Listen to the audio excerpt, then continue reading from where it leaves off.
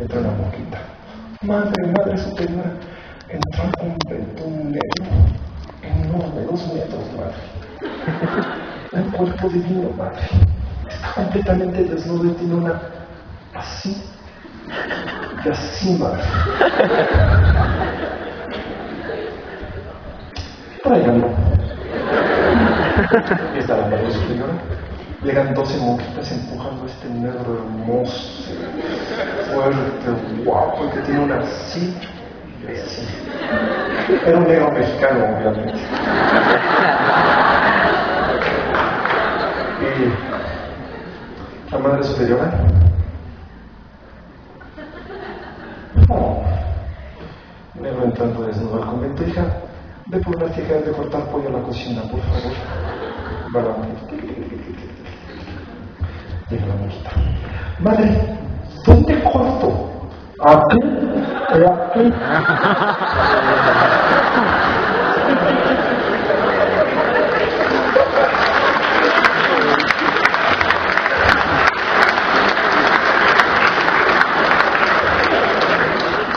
Mi mujer acaba de ser la cara de desaprobación total. Más cuando les llegan las películas porno basadas en mis películas. Tenemos Amores de Aperrito. Tenemos 69 gramos. La autobiográfica 21 pulgadas. Tenemos una que se llama Los 3 de entierro. Tenemos una que hicimos entre China y Bélgica que se llama Babel Belga para Todos. Buenas películas ellas. No solamente hacia afuera, sino hacia adentro. Porque de eso se trata un libro.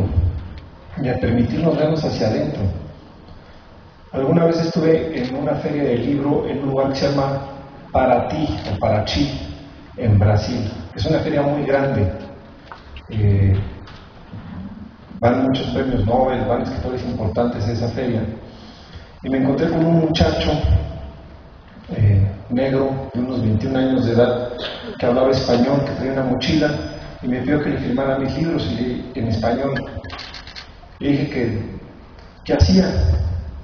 Y lo senté a cenar, para que nos sentáramos a cenar. Me dijo, mira, yo vengo de un barrio muy pobre, de una favela, y en la favela en la que vivo la violencia ha llegado a extremos muy fuertes. Él vive en un lugar que se llama Alemão. Hace unos 3 meses fue famoso Alemão porque entraron las fuerzas militares y policíacas a tomar la favela. Y él decía que recorría las ferias del libro porque estaba haciendo bibliotecas para niños y adolescentes. Y esa era su tarea: voy a hacer bibliotecas para niños y adolescentes en las favelas de Río de Janeiro. Llevaba unas 4 o 5 que había hecho, y me decía que para él, que venía la favela, que venía la pobreza más fuerte que hay en el Brasil, donde está la marginación más alta, que es el Alemão, leer le abre posibilidades a un ser humano. Leer le abre a un ser humano la posibilidad de encontrar caminos que no imaginaba. Porque decía, en el mundo de la favela todo es la metralleta, la droga, etcétera, etcétera. De pronto un joven lee y se da cuenta que hay un mundo mucho más allá de la favela. Y él estaba convencido que leer era quizás la forma más activa de combate contra la pobreza.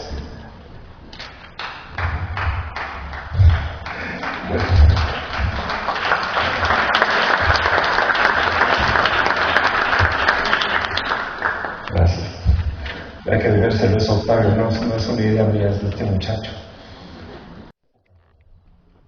Los escritores sabemos que dentro de nosotros habitan muchos seres. Todos nosotros estamos habitados por muchos seres. El libro que yo escribí cuando tenía 24 años, mi primer libro lo escribí a los 24 años, fue escrito por otro ser. que tenía pelo, por cierto.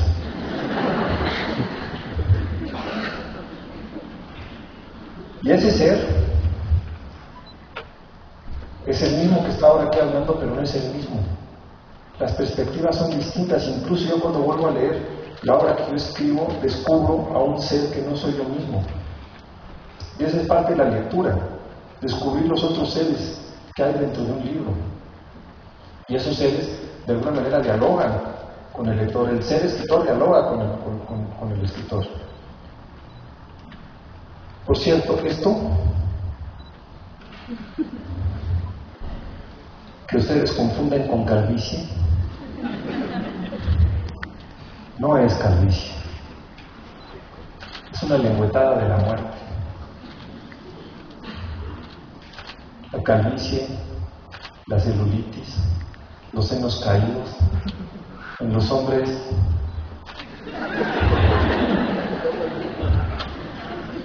Ustedes conocen la iglesia Pare de Sufrir, me imagino. Algunos pertenecemos a Sufrir para que se pare. Regresamos a una gigantesca piedra azul. Eso es la muerte. La muerte ronda constantemente entre nosotros. Estas son cicatrices. Vivimos en una sociedad que niega la muerte constantemente. De ahí derivan todos estos productos para quitarse la celulitis, no engordar, no ser calvo. Y Kafka decía que de alguna manera escribir se convierte en una lucha contra la muerte y leer se convierte en una lucha contra la muerte. Ayer que murió Tomás Segovia, me dice, ok, muere Tomás Segovia, pero siguen sus poemas. Entre los bantú, uno no muere hasta que se deje de pronunciar su nombre. Por lo tanto, los libros son una barrera, un gigantesco muro contra la muerte. El acto de escribir, dice Carlos Fuentes, es finito, pero el acto de lectura es infinito. Yo me tardé en escribir un libro mío, con excepción de los primeros, alrededor de 4 o 5 años. El último, El Búfalo de la Noche, me tardé 5 años en escribirlo. Y el otro día un amigo mío me dijo, me lo leí en 2 horas.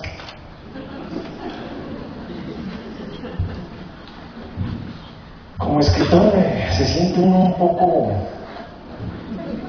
triste de saber que su obra, que le tarda unos 5 años en leer 2 horas. Pero otro amigo, mucho más sabio que yo, me dijo, no te preocupes, porque si tú juntas las 2 horas de este lector, con las 2 horas de este lector, con las 2 horas de este lector, puedes juntar tus 5 años. Por cierto, yo tengo un déficit como de 3 años y medio. Si me quieren ayudar a contar horas, les agradeceré infinitamente. Pero eso es leer. Leer es conducirme a territorios que yo no imaginaba. Es conducirme a...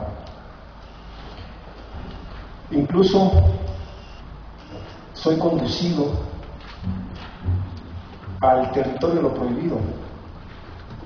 ¿Por qué se queman libros? ¿Por qué algunas manifestaciones del arte en algunas sociedades son condenadas a ser desaparecidas?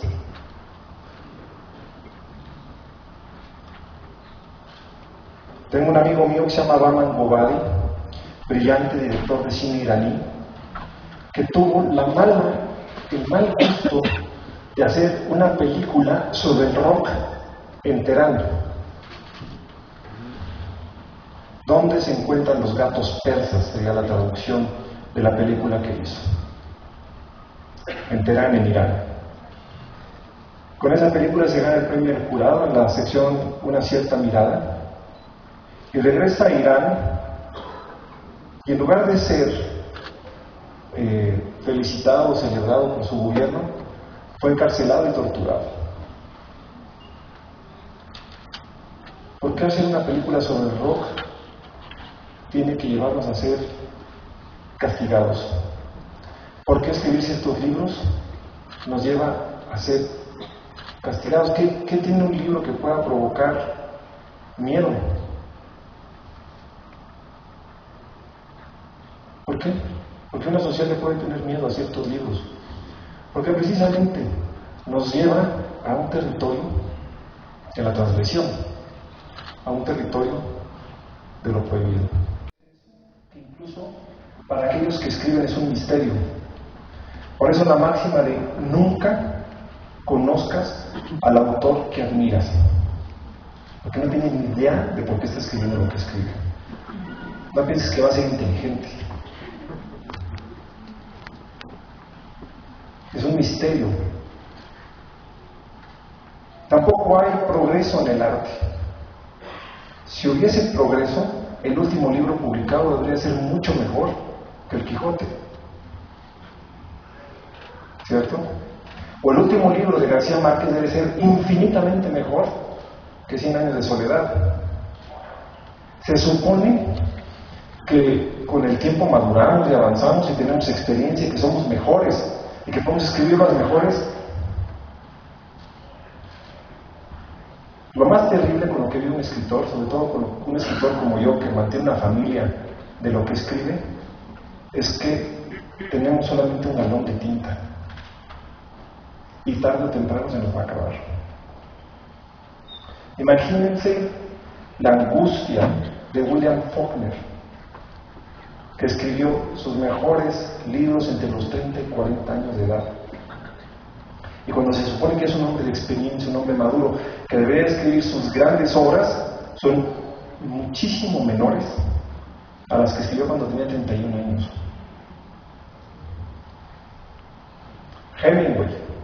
Hemingway vivió siempre con esa angustia. Él le llamaba el jugo. ¿Cuál es el jugo? ¿Qué pasa con el jugo? De pronto Hemingway empieza a escribir obras espantosas. Al otro lado del río, entre los árboles, es quizás una de las caricaturas más burdas que ha hecho un escritor sobre sí mismo. Hemingway, enamorado de una muchachita de 19 a los 55 años, obviamente como no se la pudo ligar de la vida real, escribe una obra donde su personaje alter ego sí se la liga. Y es tan burdo ese libro. Nada que ver con Adiós a las armas, por ejemplo. Le salió el churro el viejo y el mar, pero no es la condición. Y esto es el acto de escribir. He dado clases 30 años y puedo decirles que el talento no existe. Prácticamente es algo invisible. 4,000 alumnos he tenido. Puedo decirles que he tenido 2 que creo que tienen talento. El talento aparte no se puede ocultar. Cuando en un lugar hay talento, no importa si venga de un pueblito, se empieza a escuchar de eso. Si es un tipo que escribe magníficamente, no importa que venga de un pueblito donde sea, se va a escuchar de él. De García Márquez se escuchaba desde que tenía 19 años. Ya había un rum de un tipo que está escribiendo bestialmente. Por eso a los que no poseen talento, entre los que me puedo incluir, no nos queda más que el rigor.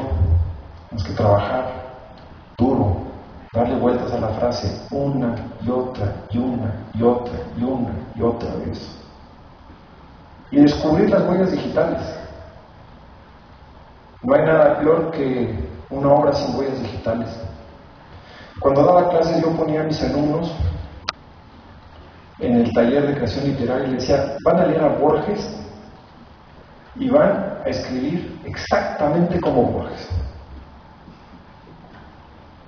Escriben un cuento como Borges. Es más, llegaba al ridículo de pedir que contaran cuántas palabras así tenía Borges promedio en sus frases. Luego García Márquez, luego Rulfo, luego Martínez Guzmán, luego Julio Cortázar, luego Pío Baroja. Y tenían que leer en voz alta. Y es curioso, pero mientras más se imitaban, más empezaba a traducir un estilo propio y unos temas propios. Y al final del semestre, y esto lo hice reiteradas veces a lo largo de mi carrera como maestro, yo le pedía que escribieran un cuento personal, ahora sí que no invitaran a nadie, y que lo leyeran de manera anónima. Es curioso cómo todos decían, ese cuento es de tal, porque él escribe así, así, así, así, así. Eso significa que sí hay huellas digitales, que sí sabemos tener un estilo. La gente dice que es muy difícil escribir, yo no creo que sea muy difícil escribir. ¿Por qué? Porque nosotros escribimos todos los días al hablar. Hacemos construcciones narrativas de una sofisticación total. Cuando he escrito 21 gramos o Amores Perros, estas películas, me dicen que ¿de dónde saco ese estilo de narrar? Pues de la vida cotidiana. Nunca nadie cuenta su vida de manera lineal. Jamás he escuchado a nadie contar su vida de manera lineal. Si yo le pregunto a Rigo por qué es director de cine, me va a decir, es que fíjate que mi abuelo vivía en un pueblo, entonces él me llevaba a ver tal y tal y tal, y después mi bisabuelo que venía, y vamos y venimos en el tiempo. Y el arte tiende a acercarse a eso. Y tiende también al ritmo de la vida. La vida no tiene ritmos uniformes. La vida se maneja por coyunturas, que para quienes crecimos en los años 70 era un término muy importante que para quienes nos educaron en el marxismo y Hegel y demás era muy importante, la coyuntura revolucionaria. Y me acuerdo que en la preparatoria de debatir si el Che había estado en una coyuntura adecuada o no adecuada políticamente en Bolivia, y si la revolución requería una maduración coyuntural tal y tal.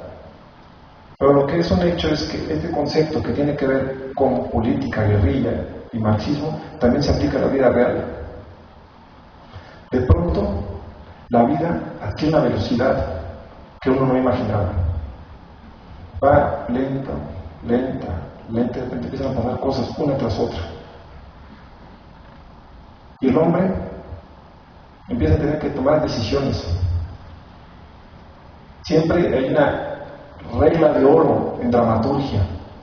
El hombre o la mujer que toma decisiones es muchísimo más interesante que el hombre o la mujer a quienes se las toman.